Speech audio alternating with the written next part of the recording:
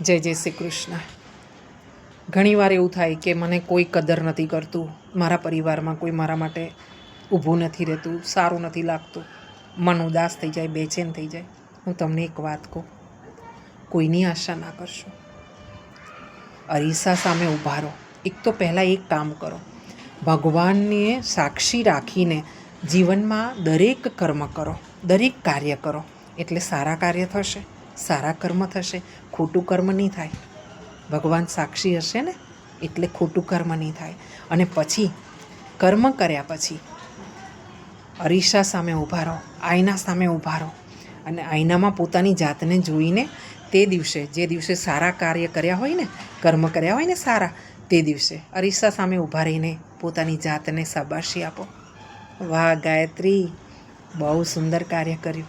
આવું જ કાર્ય કાલે પણ કરજે, આગળ પર કરજે, સારા કાર્ય કરતી રહેજે. આમ પોતાની જાતને શાબાશી આપો. હા, પોતાની જાતને હંમેશા વખોડશો નહીં, નિરાશ ના થશો. શાબાશી આપજો, સારા કાર્ય કરજો. જય જય શ્રી કૃષ્ણ. ગોવિંદ સદા સહાય પે.